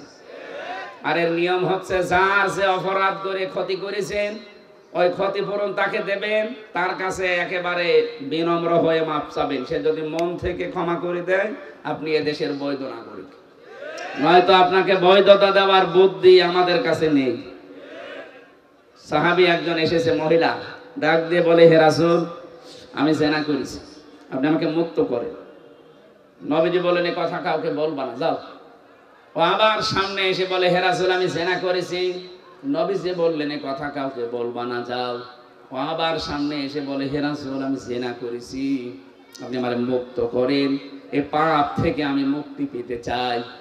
কারণ আমি কোরআনের আয়াত জানি, ওয়াল্লাযীনা লা ইয়াদউনা মা'আল্লাহি ইলাহান আখারা, ইলা আখিরি আয়াত। সূরা ফুরকানের 68 নম্বর আয়াতের প্রথম অংশে আছে, পৃথিবীতে যারা 3টা অপরাধ করবে এদের শাস্তি আল্লাহ ডবল করে দেবে। 1 নম্বরে আল্লাহকে যারা ডাকে, পাশাপাশি অন্য কাউকে যারা ডাকে। এই কোন দিকে তাকাচ্ছেন? এদিকে তাকিয়ে থাকেন, আমি কিন্তু একটু পরে জিজ্ঞাসা করবো আপনাকে। যে 3টা পাপের শাস্তি আল্লাহ ডবল বললেন, ইদাফ লাহুল আযাব ইয়াউমাল কিয়ামা, কিয়ামতে আল্লাহ ডবল করে শাস্তি দেবেন। তার প্রথম পাপ আল্লাহকে ডাকে, মা আল্লাহি ইলাহান আখার, অন্য কাউকে তার সাথে জুড়ে দেয়। আর এটা বাংলাদেশে বেশি,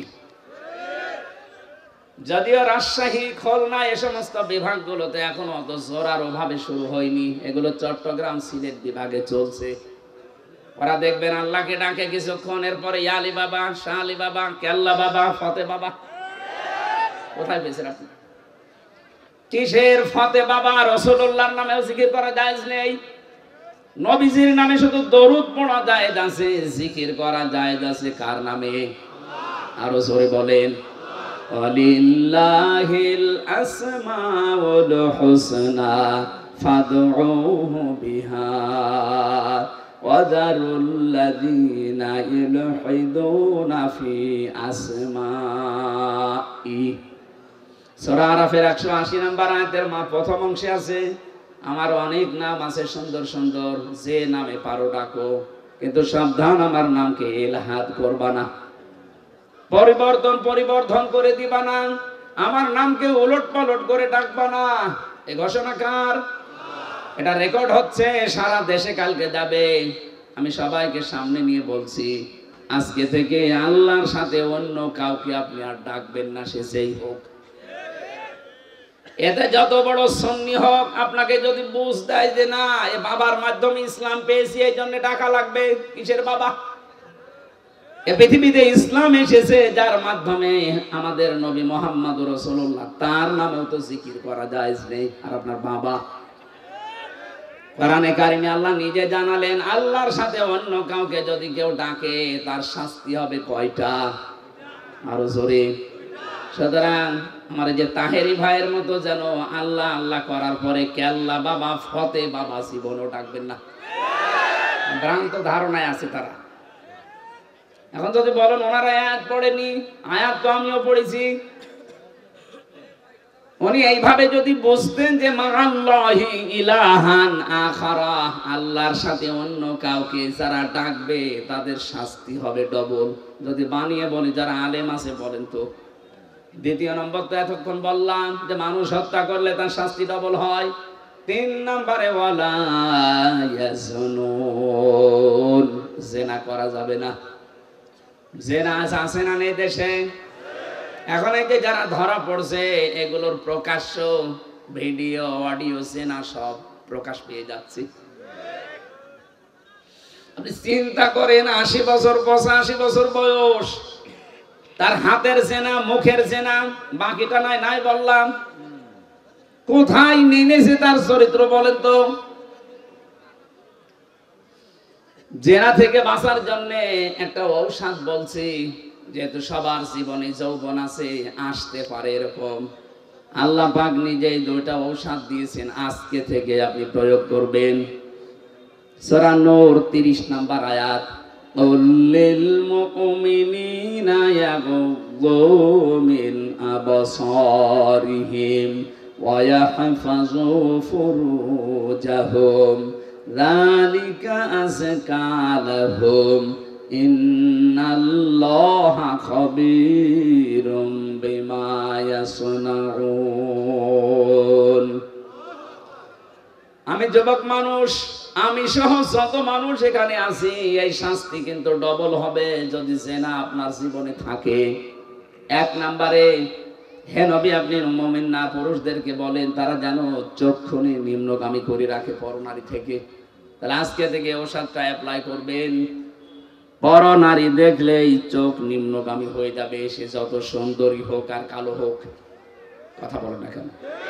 2 নম্বর, ওয়াহফাযু ফুরুজাহুম, তাদের লজ্জা স্থানকে তারা যেন হেফাজত করে।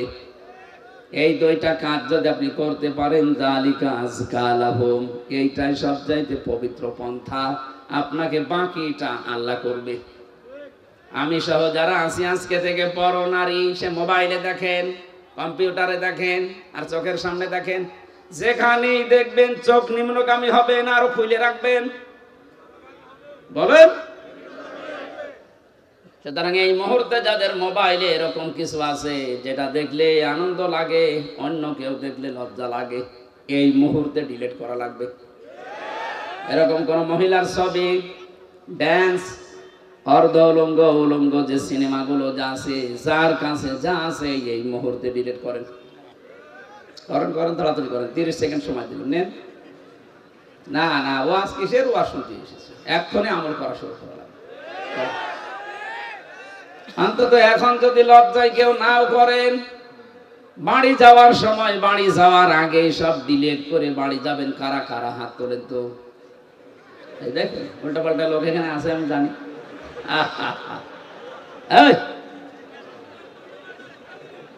যারা আছে বাড়ি যাওয়ার আগে এগুলো শেষ করে যাবে।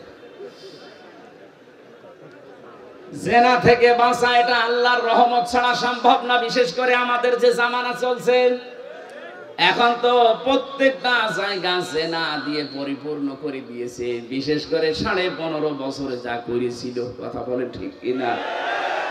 জাতিকে আমাদের বাঁচাতে হবে।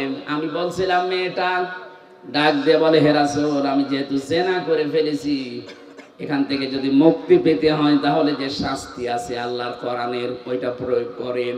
ওই শাস্তি যদি হয়ে যায়, দুনিয়াতে কোনো অপরাধের শাস্তি যদি হয়, ওই শাস্তির জন্য আল্লাহ কিয়ামতে আর বিচার সাজাবেন না। আপনি দুনিয়ায় চুরি করেছেন, যদি হাত কেটে দেওয়া হয় তাহলে কিয়ামতে এই বিচার আল্লাহ করবে না। মানুষ হত্যা করেছেন, দুনিয়ায় যদি আপনাকেও মেরে ফেলা হয় বা দিয়ত দিয়ে যদি আপনি পার পেয়ে যান, তাহলে আপনাকে কিয়ামতের দিন আল্লাহ আর বিচার করবে না। জেনা করেছেন, বিচার হয়ে যাক, কিয়ামতে আল্লাহ এই বিচার আর করবে না। তাহলে আমার প্রশ্ন হচ্ছে, যারা 15.5 বছরে জুলুম, অত্যাচার, নির্যাতন, গুম, খুন, আয়না ঘরের সাথে যারা জড়িত, তারা এই অপরাধগুলো যদি মাফ করাতে চান, যার কাছে অপরাধ করেছেন তার কাছে স্বীকার করে ওর ক্ষতিপূরণ দিয়ে দেন। আমি কথা বোঝাতে পেরেছি? আপনি আয়না ঘরে রেখেছিলেন যাদেরকে, তাদের কাছে যে বলেন যে তোমার বিশাল ক্ষতি করে দিলাম। এই যে ব্যারিস্টার আরমান, আমান আজমি সহ আমি 14 বছরের মানুষ ওখানে দেখেছি আছে, কেউ 5 বছর 7 বছর 8 বছর 10 বছর 14 বছর পড়ে আছে। এত বড় বড় নখ হয়ে গেছে, চুল দাড়ি গোপ, মনে হচ্ছে কেউ জঙ্গল থেকে বেরিয়ে আসতেছে। রিমান্ডে যখন আমার মাটির নিচে নিয়ে যেত কিছু মানুষকে দেখেছি এই নখ দিয়ে খুশিয়ে খুশিয়ে ওই দেওয়ালের সাথে মাটির নিচে লিখে রেখেছে, ভাই যদি কেউ বাইরে যেতে পারেন এই নাম্বারে জানাবেন যে আমি বেঁচে আছি। টের পাচ্ছি একটা মানুষ 10 বছর 14 বছর জানে না যে কোন বছর চলছে, জানে না এটা যে কি মাস তাও তার জানা নেই, কি বার তাও জানে না, কয়টা বাজে তা তো জানে না। অথচ তার মাথার উপর দিয়ে গাড়ি ঘোড়া চলছে, মানুষ চলছে, হালকা আওয়াজ পাওয়া যেত। এই ছেলে এখানে কি করেন, কি ইয়ার কি মারাস নাকি? দেন না মেয়ে দেন, এখান থেকে যান, জানেন যান। আবার দাঁড়িয়ে আছে কোন কারণে? যান এখানে যান, যান। কথা বলা যাবে না।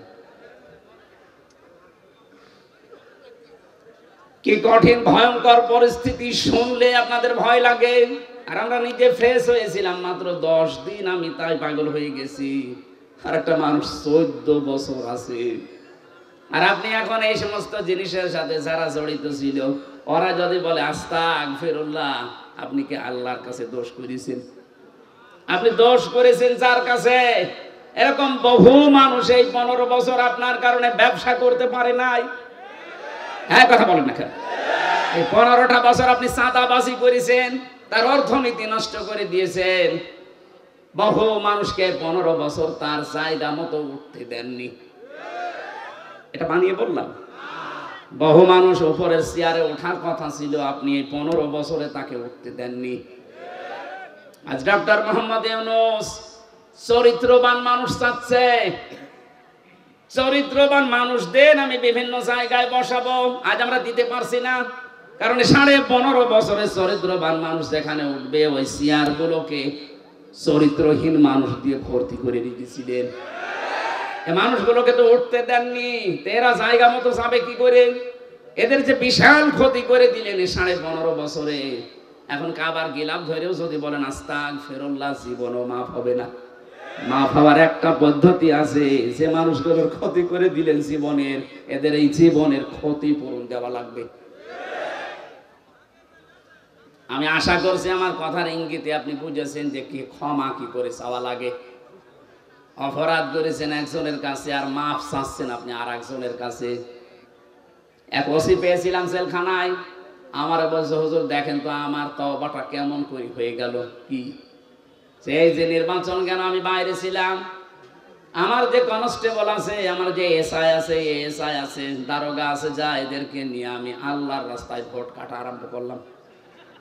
রাত 12টার পর থেকে কোরআন শরীফ আমার সামনে এইভাবে বলছি, আমি ফাঁসির কন্ডেম সেলের ভেতরে আছি, উনি আমার সাথে দেখা করতে এই তাওবা শোনাচ্ছে যে আমি তাওবা করেছি, আমারটা কি হয়েছে। রাত 12:30টার পর থেকে আমরা আরম্ভ করলাম ফজরের আগ পর্যন্ত আল্লাহর নামে ভোট কাটতে কাটতে ফজরের আজান দিয়ে দিল। সব কমপ্লিট করে বাক্স জায়গা মতো পাঠিয়ে দিলাম। এবার গোসল করলাম, ওযু করলাম, 2 রাকাত নফল নামাজ পড়ে বললাম আস্তাগফিরুল্লাহ। হুজুর আমার এই তাওবা হয়েছে না। আপনি তো আল্লাহর কাছে দোষ করেননি, আপনি দোষ করেছেন হামজার কাছে। এ মানুষটাকে এমপি বানাতে 3.5 লাখ থেকে 4 লাখ হামজার রায় লাগে। এই কথা বলছেন এখানে। আর আপনি একা একা সব রায় দিয়ে দিলেন।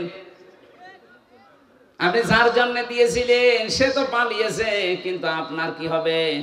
সবচেয়ে ভয়ঙ্কর কথা হচ্ছে আপনার এই 15.5 বছরের ভেতরে যারা ভোট দিতে পারে না এমন অনেক মানুষ মারা গেছে, তাদের কাছে আপনি মাফ চাবেন কি করে? এটা সবচেয়ে ভয়ঙ্কর কথা। বেঁচে আছে যারা বাড়িতে বাড়িতে গিয়ে বললেন যে আপনার ভোট আমি দিয়েছিলাম, আপনি কিছু মনে করেন না, অন্তত এক একটা ভোট দিতে পারেননি, 10,000 করে টাকা দেবো, তাও তো সে মাফ করে দিতে পারে। কিন্তু যারা মরিয়ে গেল কব্বরে আছে তাদের কাছে আপনি মাফ চাবেন কি করে বলেন? এটা বিশাল ক্ষতি করে ফেললেন, এই ক্ষতিপূরণ আপনি কিভাবে তুলবেন বলেন তো? এরকম ক্ষতি দেশে অনেকের হয়নি। মাপ নাই চাওয়া যায় জীবিত মানুষের কাছে, মরে গেছে মাপ চাবেন কি করে? কি করলেন বলেন আপনি, এখন নিজের কি ক্ষতি করলেন? এরকম ক্ষতি যেন সামনে কেউ আর না করেন। অনেকে এরকম ক্ষতি করার জন্য মশানে বসে আছে যে দাঁড়ান, থালা হাতে আগে পায়। এই জন্যই তো বিচার ব্যবস্থায় যারা আছে শক্ত হওয়ার জন্য আহ্বান জানাচ্ছি। এমন বিচার করবেন আন্তর্জাতিক অপরাধ ট্রাইব্যুনালে, কিয়ামতের আগে যেন কেউ আটকে ওঠে মানুষ, তাছাড়া এটা বন্ধ হবে না। কথা বুঝতেছেন? আমার কথার সারাংশ এই মেয়েটা যেমন অপরাধ করার পরে, অনুশোচনা করার পরে বিচার নিজে নিয়ে এরপরে মারা গেছে, তার তওবা কবুল হয়েছে।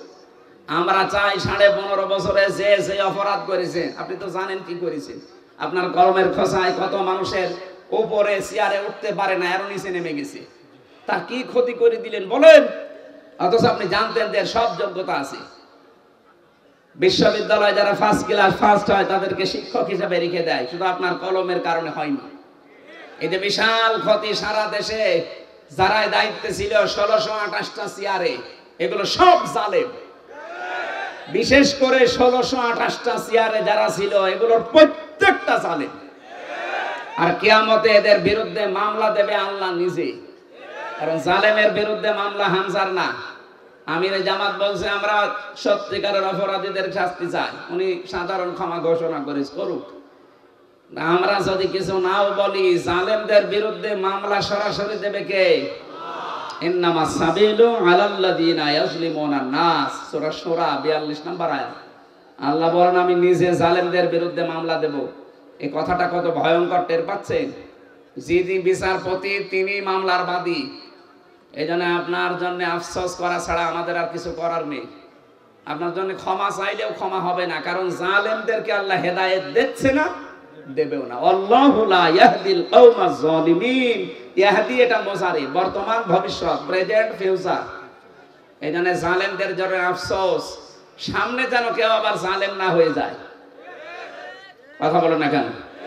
আমরা দেখতে পাচ্ছি বাংলাদেশে এখনো বুঝে হোক না বুঝে হোক, আবেগে হোক আর যেভাবে হোক, অনেকেই জালেম হওয়ার জন্য চেষ্টায় আছে। না, আপনি জালেম হবেন না, মাজলুম হন। মাজলুম হলে অসুবিধা নেই, কিন্তু জালেম হলে খবর আছে, আল্লাহর মামলার আসামি হয়ে যাবে, জান্নাত হারাম আপনার জন্য। চিন্তা চেতনার পবিত্রতা দরকার আমাদের। আমি তাজ্জিবিন শব্দ থেকে এসেছিলাম। আজ যাদের সবচাইতে বড় পবিত্র তাদের বিশ্বাস আকীদার, তাদের উপরে আপনি এই শব্দটাকে পুরা উল্টিয়ে বলছেন আপনার আকীদা খারাপ। এটা একটা জুলুম তাদের উপরে। এই কথা বললেন না কেন? তাদের আকীদা যদি খারাপ হবে, যে মানুষগুলোকে আপনি বিদায় করলেন, এদের প্রত্যেকের কাছে এই অফার ছিল যে আপনি শুধু নাম নিলাম না, আপনি একটু খোঁজ করে দেখেন সলের শব্দের ব্যাখ্যাটা তারা বাস্তবে আজ দেখাচ্ছে। আজ আমাদের চিকিৎসা বিভাগে লোক নেই, তারা লোক তৈরি করছে। বিচার ব্যবস্থায় লোক নেই, তারা লোক তৈরি করছে। প্রশাসনে লোক নেই, তারা লোক তৈরি করছে। উল্টা পাল্টা লোক না, যোগ্যতা সম্পন্ন লোক। এই কথা বলে না কেন? সলেহ শব্দটা তারা বুঝেছে। আর এটার জন্য যাদের বই লেখাপড়া করা লাগে তাদেরও আকীদা খারাপ বলেন। এই সলেহ শব্দের আধুনিক ব্যাখ্যা পেয়েছি 20 শতাব্দীর মুজাদ্দিদ সাইয়্যিদ আবুল আলা মওদুদী রহমাতুল্লাহ আলাইহি তার লিখিত বই থেকে এই মানুষগুলো এই ব্যাখ্যা পেয়েছে। এই জন্যই তো তারা এখন সালেহ শব্দটাকে বাস্তবে রূপ দেওয়ার চেষ্টায় আছে।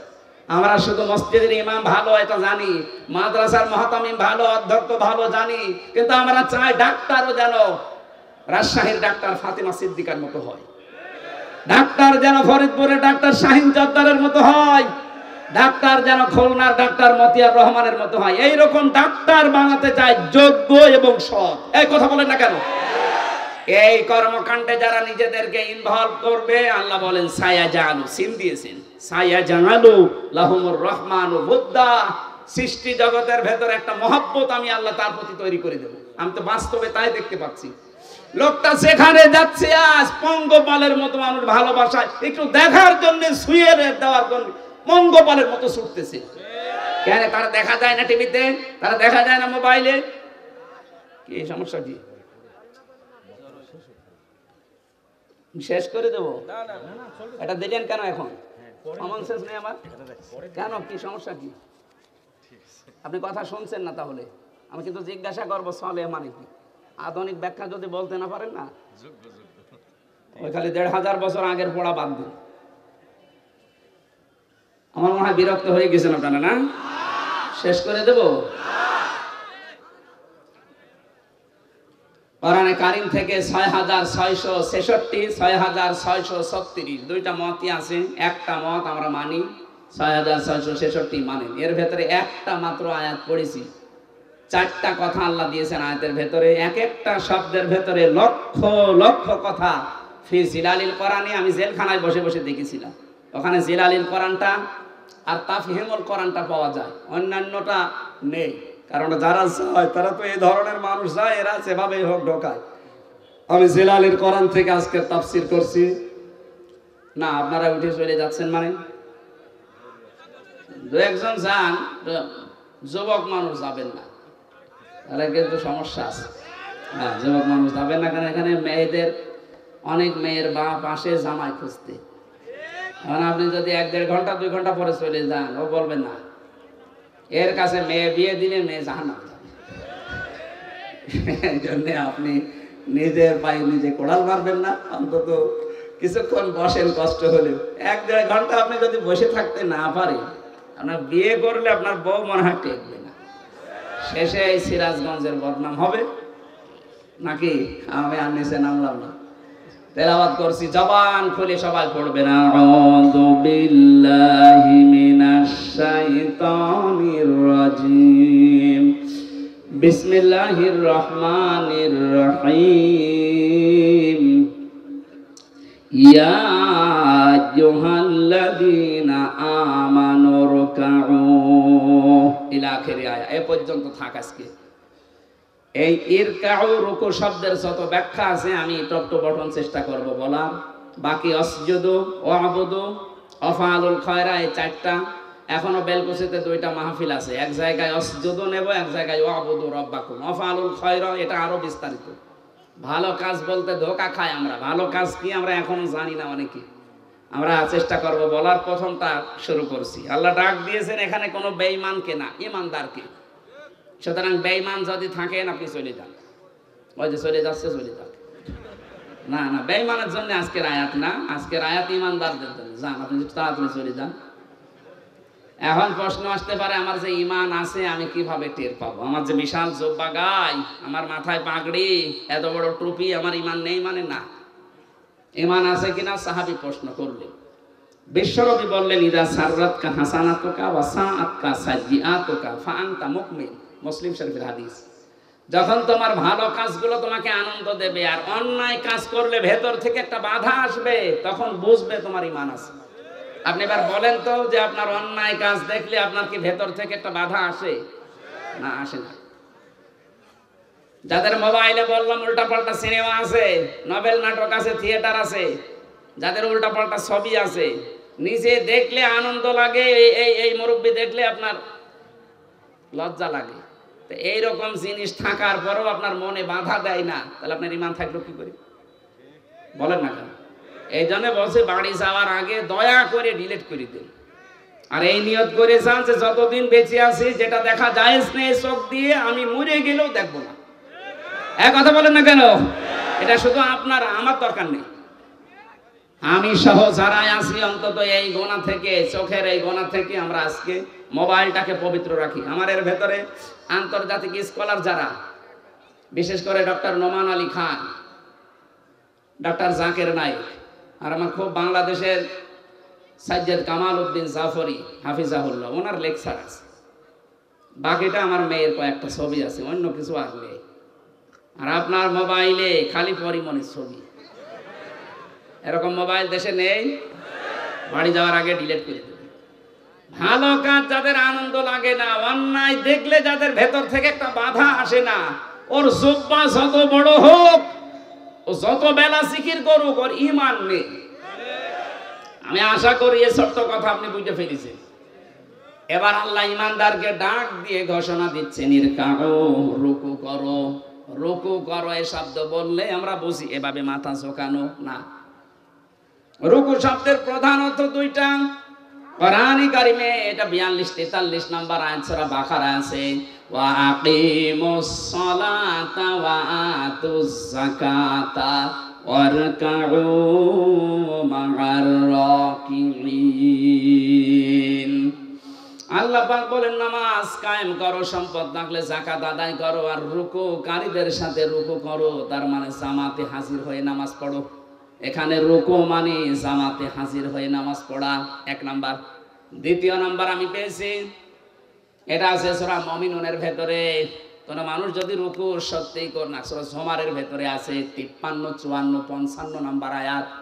কোন মানুষ যদি সত্যিই রুকু করতে চায়, অবশ্যই সে মানুষের উচিত এই যে রুকু করলেন নামাজের জন্য, রুকু করার জন্য দাঁড়িয়ে গেলেন যে কাতারবদ্ধ হয়ে, ওয়ারকাউ মা'আর রাকিঈন, রুকুকারীদের সাথে রুকু করো, জামাতবদ্ধ হয়ে এই কাজটা করো। একা রুকু করার চাইতে জামাতে রুকু করলে 27 গুণ সওয়াব বেশি হয়। কয় গুণ? এই 27টা পয়েন্ট ওখানে লেখা আছে। আপনি এখানে আল্লাহর একটা বিধান মাত্র পালন করবেন, রুকু। কি পালন করবেন? এই রুকুটা পালন করার জন্য যখন দাঁড়িয়েছেন কাতারবদ্ধ হয়ে, একবারের জন্য মনের ভেতরে চিন্তা আসে যে আমার দুই দিকেই দাঁড়াবে জামাত ইসলাম। যদি বিএনপি, আওয়ামী লীগ, জাতীয় পার্টি, চরমনার কেউ দাঁড়ায়, আর আমি পেছনে দিয়ে দেব, আসে? মনের ভেতরে আসে? এখানে তো আসে না। এই শিক্ষাটা আপনার ব্যক্তি, পরিবার, সমাজ, রাষ্ট্রে নিয়ে যাওয়া লাগবে। এখানে আল্লাহর একটা বিধান পালন করার জন্য যেমন সবাই এক হয়ে গেছি, এখান থেকে বের হয়ে যে 27টা সওয়াব এমনি দেবে না, 27 গুণ সওয়াব এমনি পাওয়া যাবে না। 27টা শিক্ষা আল্লাহ দিতে চান। এই 27টা শিক্ষা আমার পরিবারের, সমাজে, রাষ্ট্রে আমি মিলাবো, এর নাম রুকু। এই রুকু যদি আজ বাংলাদেশে আমরা সত্যি মেনে চলতে পারতাম, 27 গুণ সওয়াবের জন্য যারা এই ফজরের নামাজে কষ্ট করে উঠে শীতের সময় যান, এই 53 বছর সময় লাগার কথা ছিল না। রুকুটা বুঝলে 53 বছর আগে এই দেশের রুকু রাষ্ট্রীয়ভাবে কায়েম হয়ে যেত। কারণ ওইটাই চাই আমরা। রুকু শুধু নিজে নিজে করবেন মানে, জামাতবদ্ধ হয়ে রুকু করেন, পরিবার, সমাজ, রাষ্ট্রে সব জায়গায় আল্লাহর রুকু আপনি কায়েম করবেন। কোরআন পড়ার যে সমস্ত হকগুলো আছে তার ভেতরে দ্বিতীয় হক ওইটা, মান ক্বারাআল কুরআনা ফাস্তাযহারাহু, যে ব্যক্তি কোরআন পড়ে আর কোরআনকে যারা বিজয়ী করার জন্য চেষ্টা চালায়। এজহার মানে শুধু প্রকাশ করা না, এজহার মানে শুধু স্পষ্ট করা না, এজহার মানে দাঁড় করানো, এজহার মানে কায়েম করা, এজহার মানে প্রতিষ্ঠা করা, এজহার মানে বিজয়ী করে দেখানো।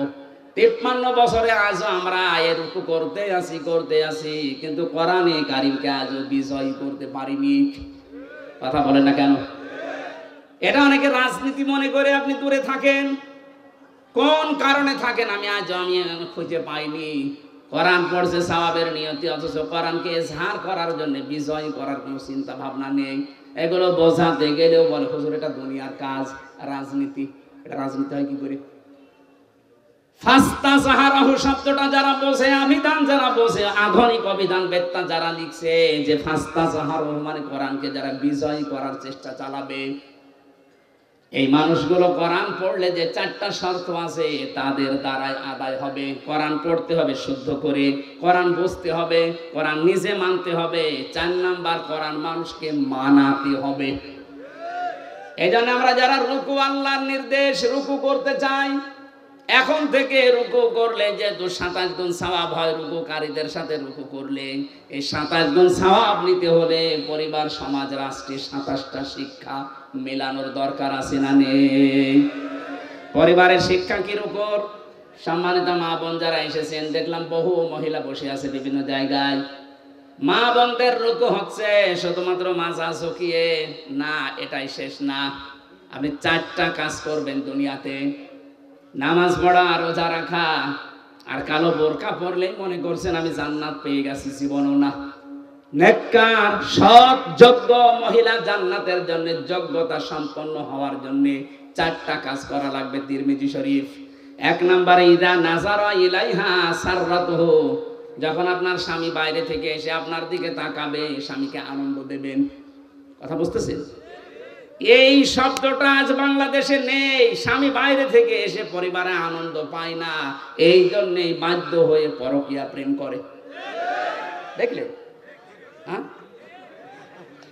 এরা যে পায় না পরকীয়া প্রেম করে। সম্মানিত মা বোনেরা, কার স্বামী জি বলেছে আপনি শুনতে পেয়েছেন? আজকে থেকে একটু বাড়িয়ে দেবেন আদরটা। 2 নম্বরে ওয়াইদা গাবা আনহা হাফিজাতুহু, স্বামী যখন বাইরে যাবে তখন স্বামীর সম্পদ, স্বামীর সন্তান, নিজের ইজ্জত, সতীত্ব, নিজের লজ্জাস্থান, শরীর, এগুলো হেফাজত করে রাখবেন। অথচ অধিকাংশ মেয়েরা এখন স্বামী বাইরে গেলে দিন পায়। কথা বলে না কেন?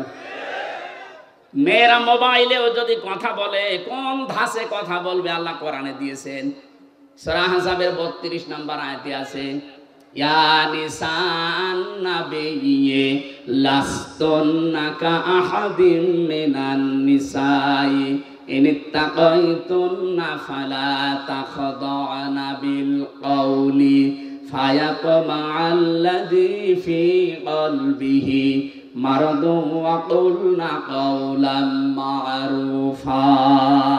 এটা তাফসীরে খাজেনে আছে। আমি যা বলছি অধিকাংশ ফি জিলালিল কোরআন থেকে, আর এইটা আছে তাফসীরে খাজেনে। আল্লাহ ডাক দিয়েছেন, হে নবীর স্ত্রীরা, পর্দার আড়াল থেকে। তখন নাই পর্দার আড়াল থেকে, কিন্তু এখন অর্থ হবে মোবাইলে, ফ্যাক্সে, ফোনে। যদি আপনি ফোনে কারোর সাথে কথা বলেন, কথা বলবেন সত্য কথা, মিথ্যা বলবেন না, কিন্তু ভাষা হবে রুক্ষ সূক্ষ্ম। গরম দিয়ে এমন ভাবে কথা বলবেন, ওই পারে যে আছে ওর মনের ভেতরে যদি গুড়ও থাকে, ওই এমনি তো অবাক করে নেবে। কথা বলে না কেন? হ্যাঁ, শুধু 14 জন পুরুষ বাদ দিয়ে, 14 জন পুরুষ যাদের সাথে আপনার বিবাহ করা হারাম, আপনার আপন ভাই, আপনার বাবা, আপনার বোনের ছেলে, আপনার ভাইয়ের ছেলে। আমি কথা বোঝাতে পেরেছি কিনা বলেন? এই 14 জন আছে সূরা নিসার 21-22 নম্বর আয়াতের তাফসীরে পাবেন। এই 14 জন পুরুষ মানুষ বাদ দিয়ে যদি কাবার ইমাম আব্দুর রহমান সুদাইসিও কল দেয়, আপনি কথা বলবেন সঠিক কথা, কিন্তু ভাষা এমন করবেন। কথা বুঝতেছেন? বলেন তো, স্বামী বাইরে গেলে এরকম করে মেয়েরা, আরো দিন পেয়েছে, এমন কায়দায় কথা বলে, ওই পাশে যে আছে ও মনে করে কাজ হচ্ছে। 2 দিন 5 দিন 1 মাস 2 মাস পরে দেখা যাচ্ছে 2-3 সন্তানের মাকে নিয়ে উনি আল্লাহর রাস্তায় পালিয়ে গেছে। না, এটা করা যাবে না। 3 নম্বরে, 3 নাম্বারটা বলার জন্য আমি এর উপর ব্যাখ্যায় হাদিসটা নিয়ে এসেছি। এই ভালো করে শুনেন। অতুইনু আলা দীনি যাওজাতিহা, আপনার স্বামী যদি দ্বীনের কাজ করে, দ্বীন প্রতিষ্ঠার কাজ করে, মানবতার পক্ষে কাজ করে, স্বামীকে সময় দেবেন, স্বামীকে ছাড় দেবেন, স্বামীকে উদ্বুদ্ধ করবেন। কিন্তু অধিকাংশ মেয়েরা এই লাইনে নেই। ওর স্বামী দ্বীনের একামতে দ্বীনের কাজ করে, দ্বীন প্রচারে কাজ করে, মানবতার সেবা করে, ও আরো বাধা দেয়। আপনি নামাজ পড়ে রোজা রেখে কালো বোরকা পরেও জান্নাত যেতে পারবেন না। 4 নাম্বারটা হচ্ছে, স্বামী যেটা পছন্দ করে ওটা যদি জায়েজ হয়, জীবন থাকতে আপনাকে ওইটা মেনে নেওয়া লাগবে। আমি স্বামী, যত স্বামী এখানে আছে, প্রত্যেকটা স্বামী আমরা চাই বিয়ের পরে যেন আমাদের মা বাবা আমাদের সাথে থাকে। আমি খেয়ে থাকি না খেয়ে থাকি, আমার মা বাবা সাথে থাকবে। কথা বলে না কেন? কিন্তু 100টার 98টা মহিলা এটা চাই না। এটা চাই না, তার কারণ আছে। একে শুধু পানি পড়া দেয় এর মা আর ওর বড় বোন, ওখান থেকে বারবার শুধু কান পড়া দেয়, কতদিন থাকবি, আলাদা হয়ে যা। এই কথা বলছে না? এরকম ছোট মনের বউ আছে? কার আছে হাত তোলেন তো? একজনের আছে। সম্মানিত ভাই, সম্মানিত মা বোনেরা, না আপনার রুকু হচ্ছে না। কিসের রুকু করেন আপনি? যে 4টা বললাম, একটাও মিলাতে পারলেন না। আশা করছি এই 4টা কথা মেনে নেবেন। এই রুকু যদি এভাবে আমরা পয়েন্ট আকারে দুনিয়াতে করতে পারতাম, এই পৃথিবীর চিত্রই পাল্টিয়ে ফেলতে পারতাম। আর আমরা ওই রুকুই চাচ্ছি সামনে ইনশাআল্লাহ। আমি জেলে বসে মাওলানা মামুনুল হকের সাথেই ছিলাম। আমিরে জামাত ডাক্তার শফিকুর রহমান 4 দিন ছিলেন আমার সাথে। সেক্রেটারি জেনারেল অধ্যাপক মিয়া গোলাম বড়ুয়া প্রায় 1.5 বছর ছিলেন আমার পাশে। এই সমস্ত মানুষ থেকে, বিশেষ করে জীবন্ত শহীদ এটিএম আজহারুল ইসলাম, এই মানুষটাকে আমি 3টা বছর, উনি ছিলেন ফাঁসির কন্ডেম ছেলে, মাঝে মাঝে আদর করে আমাকে বই পাঠাতেন, প্রোডাক্টিভ মুসলিম, মধ্যম পন্থা, এমন এমন সুন্দর সুন্দর বই, ওনার কাছে প্রায় 150-র উপরে বই আছে। আমাকে বলতেন, হামজা আমি তো বাইরে যেতে পারি না, তুমি যদি যেতে পারো এই কথাগুলো জাতিকে পড়ে পড়ে শোনাবা। আমি আয়াত থেকে মধ্যম পন্থা, প্রোডাক্টিভ মুসলিমের উপরে, বিশেষ করে মুক্তিপণ এই আয়াতের উপরে আমি সাবজেক্ট